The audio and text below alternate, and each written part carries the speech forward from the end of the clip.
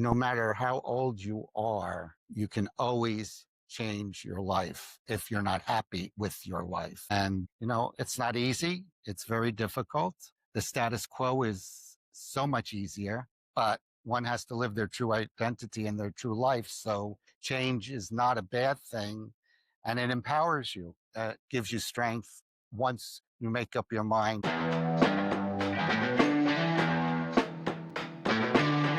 Good morning. Glad Dr. to, Bruce Littman. yes, happy to be with you, Gail. Thank you so much. I'm so glad that we were able to get together. This is one of our favorite spots, right? Yes, it is. At We the pool? swim every morning or We- thereabout. Yeah, just about. We get here early when most people are not here.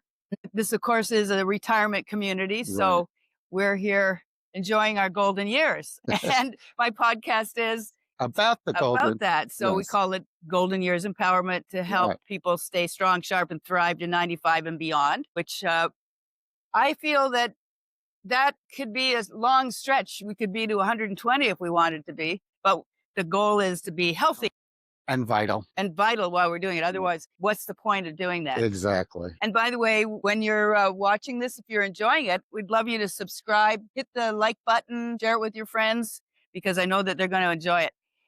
We met here at this community pool. I think it was about 3 years ago, wasn't it? Correct. About 3. About 3 years ago. And I know that people retire and then lives change, but you came from New Jersey. Correct. So now here you are in Florida. So what's it like switching from New Jersey to Florida? Well, for sure, there's a huge difference. Being retired, I wasn't retired in New Jersey, and meeting all new people and changing my life completely is something that took a tiny bit of time to adjust to. But I must say, I think I've adjusted to it quite rapidly. You were a dentist. Correct. How many years were you a dentist? 45. So that was a full career. Was it something you aspired to? Is that why Um, you became a dentist when you were younger? You thought this would be the life? Well, I knew I wanted to go into some sort of health professional. I just didn't know which. Originally, I thought maybe medicine.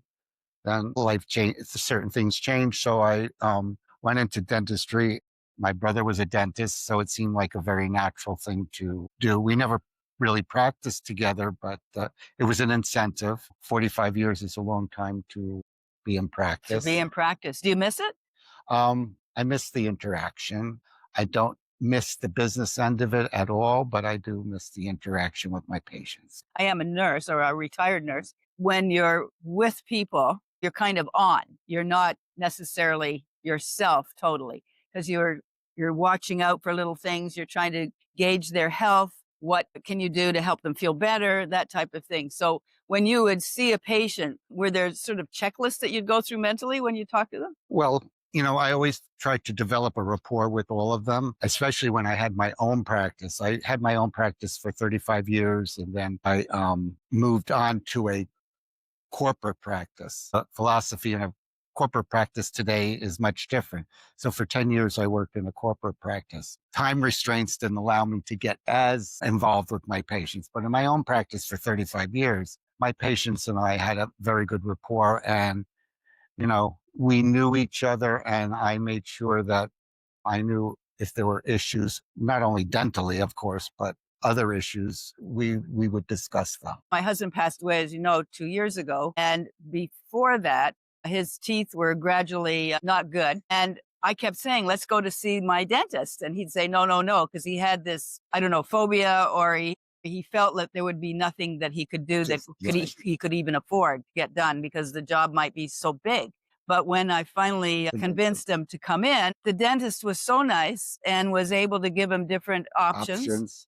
And he totally went for it. He had some beautiful teeth. Without spending tons of money, he looked like a new man. And he would smile at every opportunity after that, because before then, He was very self-conscious. he was very self-conscious.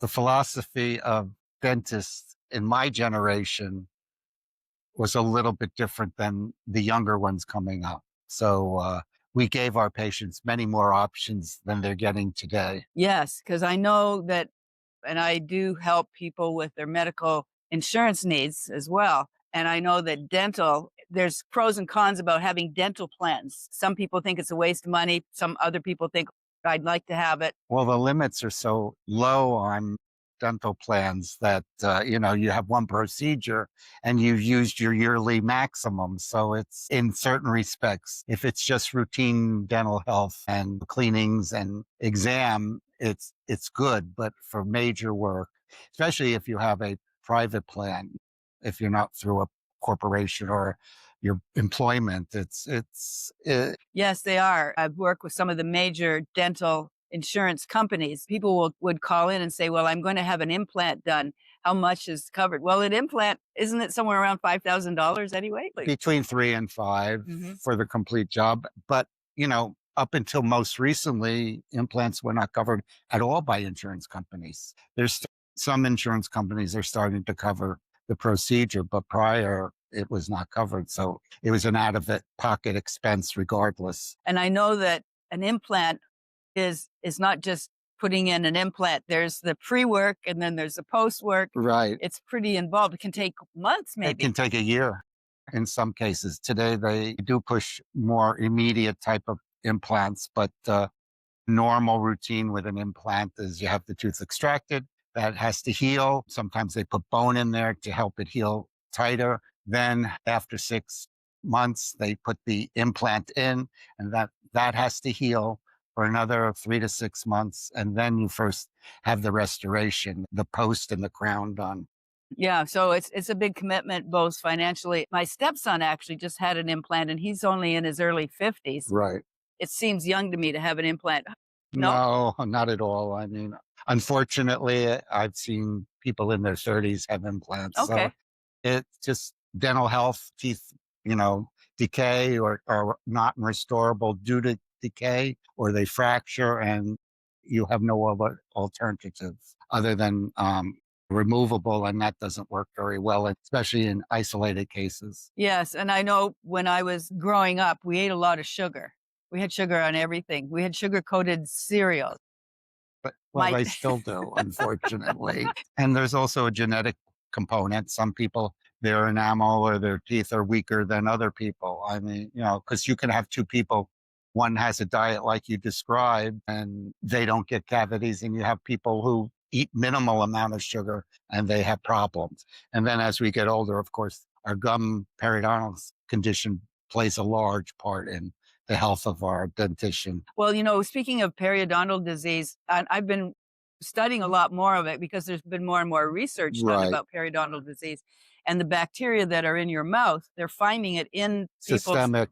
right through their arteries. If they have a blood clot or they have clogged arteries and then the clogged part is removed and they study it, they see that there's bacteria from the From mouth. yes, it's systemic and it can cause other physical conditions. And it has a lot to do with the brain as well. Well, any back It's pretty close. Yeah. tends to be. Yeah, there's something called the blood-brain barrier, but they still manage to It get gets, their way in there. oh, yeah, And I think they're now starting to understand that has a factor with Alzheimer's. In fact, really, that I didn't read. yes, recent research has found that one of the first things they will get a patient with Alzheimer's to do, or even early onset, is go to the dentist and get their teeth checked because they probably have an infection somewhere that's not being addressed. And if they can fix the infection there, that reduces the infection to their brain, which is what's causing those amyloid plaques and so on. Hmm.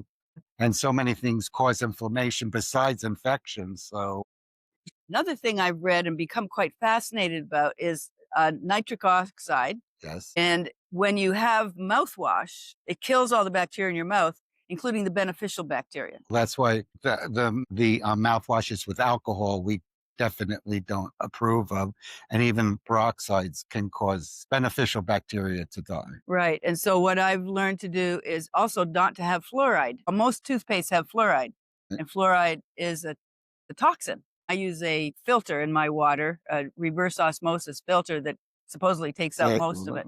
But if you're putting it back in your mouth when you're using toothpaste or having fluoride washes, then that's sort of defeating the purpose.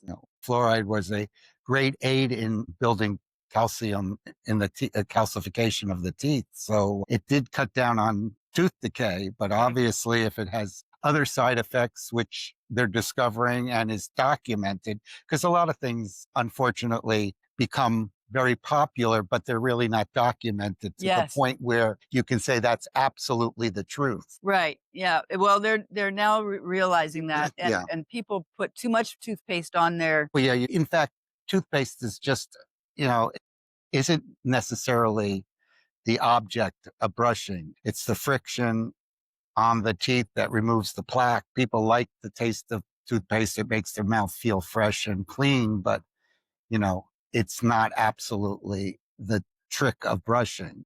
What if you brushed with baking soda? A lot of people do. I mean, that's a little more abrasive to the teeth. So over the long haul, it could cause some erosion of the enamel, an absolute necessity because we don't get between our teeth and that removes the plaque and the bacteria between your teeth. And it should be done daily. It doesn't have to be done 3 times a day, but it should be done daily. And it's an important, very important for periodontal health, gum health. A lot of people substitute that with the water pick, but the water pick removes large food debris, but it really doesn't remove the plaque. Oh, that's interesting to know. I have in the last year or two used a water pick. And when I've been to the dentist, they've said, because I have bridges, make sure you use the water pick to flush all that out, but also to do the Flossing. flossing. Yeah. And they use the long strands. They're good about getting in there. I tend to use a little placard type of Yeah, thing. the little Better than or nothing. yeah, when you have the string, you have more control over where it's going, but it's better than, like you say, nothing Yes. for sure. Yes, yes. Well, that's good that we've had that little inside look. So when you look back at your dental career, what did you enjoy most about being a dentist? Well, it was challenging for sure, and it kept you on your toes. I always said dentistry is not an exact science, and you can do the same procedure on different people and get different results Mm. over the long term. I also liked being a little bit of a MacGyver in the sense that you could find a different way to approach a problem. It always didn't have to go immediately to the crown or the more expensive procedure. And I think my patients appreciated that. I mean, if life was ideal and you could do everything perfectly or ideally, yes, sometimes crowns and bridges are extremely important, but sometimes people can't afford that.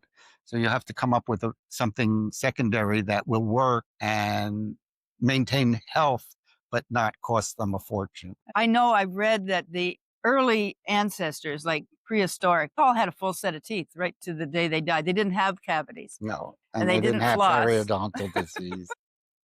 But Well, it was all a matter of diet and genetics. Our third molars are a throwback to prehistoric times. Not everybody gets them anymore okay. because we're evolving out of the necessity. The necessity for a full mouth of teeth was because you had to eat very hard substances and be able to chew and digest it. Today, most of our diet is very soft, so the need for all the teeth we have is not necessarily. Interesting. Yeah. And a lot of people drink their food, Slurpees or smoothies or whatever, mashed this and pureed that. Uh, okay. As we mentioned, you retired 3 years ago. What surprised you most about your retirement state versus working state? The stress level. All of a sudden, I had a certain amount of freedom, and I'm very schedule oriented or time oriented. So I rarely kept my patients waiting, which was a detriment to me because I always felt that I was working on a time schedule. And when I stopped working, that disappeared. It was like, oh, I don't have to look at my watch every 2 minutes, though I still do. Yeah. Did you say, okay, I've always had this hobby, but now I want to do more of it? Did you start a new life when you became a retiree? Well, I I had a new life. I became a new life because a lot of things changed in my life, and because of that, I had to become a new person. A little bizarre, but a lot of people in their very comfortable in their own situation, and change is very difficult. And I lived that way for quite a number of years, and then how I thought about myself and how I wanted to be um, free. I made a decision to change my life completely. Well, sometimes things are forced on us. Like when my husband suddenly died and my life revolved around him. We were in business together, but he was the ideas guy. He was the inventor, and I was more the promoter, the financier, and so on. And then once he died, I remember coming to the pool here that day and looking out here and saying, now what? I guess I'm free. I'm free to do whatever. But that meant, well, what was that thing that I Yeah. could do or wanted to do even? And it took a lot of meditation, a lot of soul searching. And here it's 2 years later, and I'm making strides into my new thing, which is building my Nice. podcast and my YouTube presence and Right. coaching and speaking and so on. But I see that as a progression over the next few years. I'm shooting for my 80s. I'm 77 now. So I figure by the time I'm 80, I'll be more in the flow for Right. that type of thing. So I know But you're traveling. yes. But in my case, my changes weren't necessarily because of death or anything. I had to change because I divorced and moved to Florida. And it's after being married for 50 years, that's a big move. No matter how old you are, you can always change your life if you're not happy with your life. And, it's not easy. It's very difficult. The status quo is so much easier, but one has to live their true identity and their true life. So change is not a bad thing.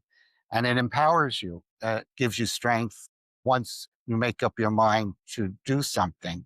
And hopefully it's a positive move and it's something that, you benefit and grow from. And you're never too old to grow, for sure. Also, as we know, being in the medical field, especially if you've been around people who are in their last few years of life or even their last few hours or weeks, people have regrets about things that they might have done or should have done. And you don't want to have those regrets because there's no No, going back. you can't live your true life, then, you'll have regrets to the day you die.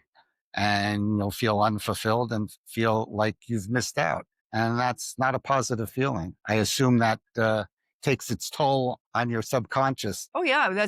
We're designed to be stressed. But if Mm. you're on a chronic stress because you're always um, worried or always feeling you're around peg in a square hole or vice versa. One of my youngest sisters died of pancreatic cancer and she was in a very stressful job for 25 years. I really think that was part of the cause of her pancreatic cancer.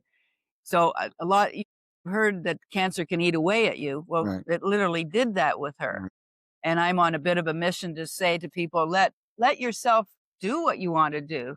Don't worry about what anybody else thinks. It's you that you have to live with you. Right. Fortunately, though, I think that people, not everybody, but people are programmed. They're wired, and to unwire themselves, even without a stressful situation, they can worry. And it's a mindset which is not easily changed. I think it's just genetically in your body. That's your disposition. And you have ways of coping with that and creating a situation through different means to try to minimize that, but people are still programmed to do that. Right. So I know you've been traveling around the world a lot. I mean, literally around the world. What's been your favorite trip so far? Every trip I've taken, there's been a positive. There's something I've gained from it for sure. My Southeast Asia trip, I think, was the most enlightening one that I've had. We went to Vietnam and I was just fascinated by the people. They've lived through horrors and yet they've bounced back and they're lovely. They're warm. They've turned their lives around completely, which was not allowed prior to recently. And they've built a beautiful country. And that's something to be reckoned with. It's a unusual situation because that country was destroyed and Yes. they built it back and they may look back, but you'd never know it from the way they behave. Mhm. So they have a good philosophy. Evidently. And they're very pleasant and they're very warm and very welcoming. As an American, we weren't necessarily their best friends for many years. So they could have a lot of resentment, but they don't. Excellent. Is there any trip that's you haven't done yet that you're really anxious to do or looking forward to? Well, I've started to travel Europe, and most recently we've been to England and France, and most recently to Barcelona. In the spring we're going to do Italy, and now Japan is on my bucket list because I have some close friends who have been there most recently and spent time there, and they can't stop talking about it. So Mm. it'll be something that I look forward to doing. Well, that's great. I have a nephew who married a Japanese girl about 5 years ago. So when you go to Japan, how long do you plan to stay there? Well, that's still up in the air because haven't made any definite plans yet, but we like to spend time wherever we go. Excellent, good. When you're traveling like that, it's a big disruption to your lifestyle, eating, sleeping, stress management. Do you have any habits that you've developed to help keep you strong and healthy? Well, normally when I travel, I'm much more active because I'm walking. So my steps increase probably fourfold. So that helps a lot. I'm big on cruises. So you know what happens on cruises. Food becomes a priority. And, for the first few days, it's a novelty. After that, seem to manage it a little bit better. But like I said, much more active. When you travel, you can't be sedentary. So, Right. you have to keep moving. So that's at this stage of my life, movement is a good thing. Yes, yeah. Well, I know I've been on a couple of cruises myself, and it's a nonstop buffet. I mean, you could eat all the time, but I think that at least they seem to give more healthy choices, Yes, so you don't have to, exactly. even though it looks very alluring.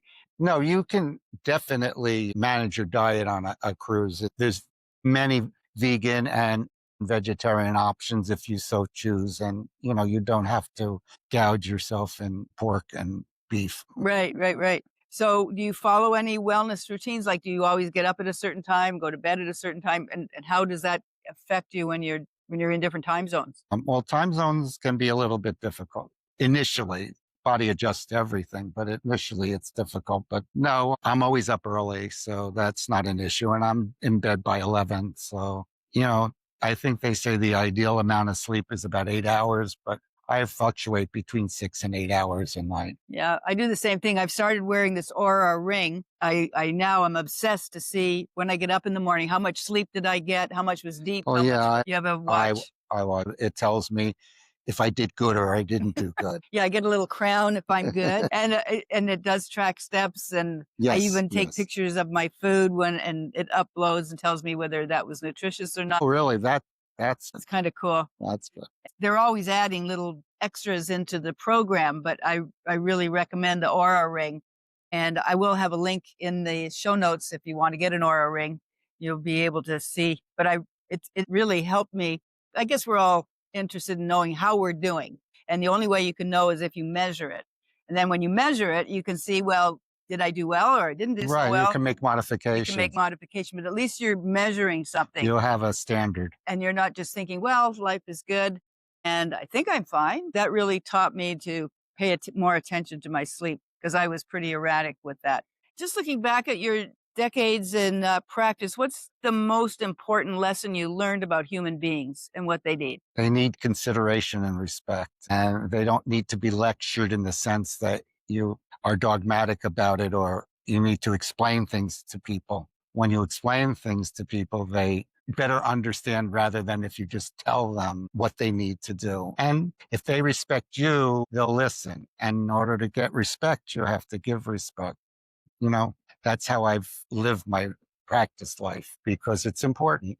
Too many times, that type of interaction is left out of the quotient of being a healthcare versus a patient.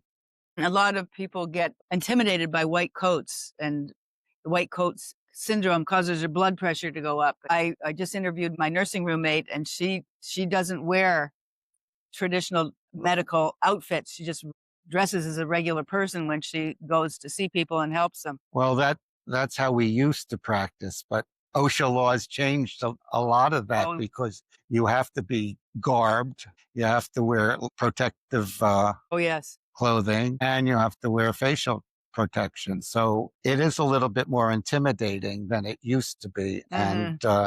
you know, fortunately or unfortunately, patients are getting used to that, but it's a lot different than it was when, you just sat down next to the patient in normal clothing and didn't wear a mask. And in prehistoric days, didn't even wear gloves. Right, right. So, things have changed from that standpoint. And, in dentistry, it's different than medicine also because people have a natural fear of going to the dentist because there's fear of being hurt. And that's something dentists have to live with and be able to adjust and get a proper mindset to because many dentists have very serious issues because of that. I don't know if it's still true, but the highest suicide rate was with dentists. Is that right with dentists? I knew Mhm. that the medical field, doctors, No, it was I much, it's more much with more. dentists, Yes, was. We stood out amongst all professions, and it was because you were inflicting pain? not People? because we were inflicting, but because when people are apprehensive, that energy is sent to you, Mhm. and you have to deal with that. And you're always conscious, at least if you are someone with a heart, you're always conscious of not wanting to inflict any type of pain on your patient. Right, right. Oh, that's very interesting. And now I feel sorry for my dentist. Was what kind of message, encouragement would you like to say to the retirees or people who are approaching retirement and now they're reshaping their lives as you did and as I did? What words of encouragement would you give? Well, like I said prior to this, we're never too old to move forward and to change our lives if that's what we really internally need to do. And, with the worth ethic and retirement, as I always say, there's people who work to live and there's people who live to work. Now, the people who live to work, that's a big adjustment for them because their whole life is based upon their productivity and whatever they work for. A lot of people work because they can't get enough income or can't build enough money or are afraid when they retire they won't have enough. We can make do with a lot less than we think we can make do with. And our mental health is much more important than our wealth. So my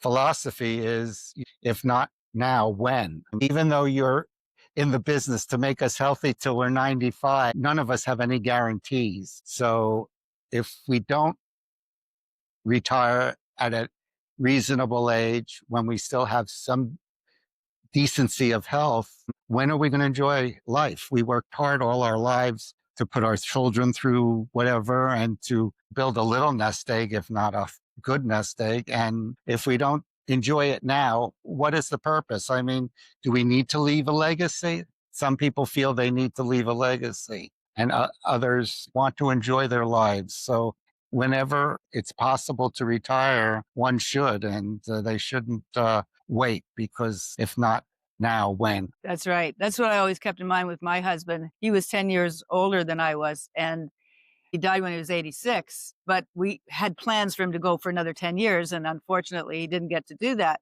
But as we were going and we're celebrating birthdays, I kept thinking, we've got to be doing all the things that we wanted to do. Just do it. Find a way to do it. Exactly. He had a philosophy which was to enjoy every day. I used to be a real workaholic when I first met him. And at the end of the day, he would say, let's settle down, have a drink, light the candles, play the music, and talk. And just, if we had a great day, celebrate. If we've had a not so great day, commiserate, but Right. just talk and don't just fall into bed exhausted. Take time to wind down. Yeah, it's important. But when you retire, you have a lot more free time. Socialization is so important at our age. I think it's one of the most important things. Community and interacting with people is very important. Isolation is a killer, and that will finish you off more quickly than anything else. Yes, I totally agree. One of the first things I did was join a tennis club and join Toastmasters and the Speakers Association and just get out. I get up, put on my exercise clothes and go out walking or tennis or whatever. If you have a purpose, like coming to the pool and relaxing, you're here regularly. You need a reason to get up in the morning, and Yes. whether that's social or volunteering or whatever floats your boat, it's important to have something to wake up to do, because if you don't, then you'll age very quickly. Yes. Yeah. Yeah. Well, thank you so much, Dr. Oh, Littman. you. It's been a pleasure.